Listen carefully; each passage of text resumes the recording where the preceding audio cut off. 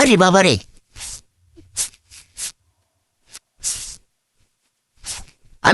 আমরা গাঙ্গের পাড়ে যাইতাছি, হঠাৎ করে দেখি দুইটা সাপ এনা জালের মধ্যে লাগিয়া মরে দিছে। দুইটা সাপ লাগিয়া মরছে। এটা অবশ্যই পেটের খিদের কারণে লাগিয়া মরছে, ছুটতে পারছে না। একবার উপাস থাকতে থাকতে মরছে। ছুটবার লেগে না জানি কি পরিমাণ চেষ্টা করছে, কিন্তু পারছে না।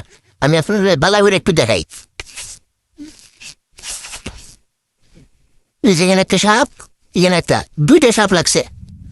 এই জালের মধ্যে দুইটা সাপ লাগিয়া মরছে। এই দুইটা সাপ দেখা যায় একদম জিতা হই।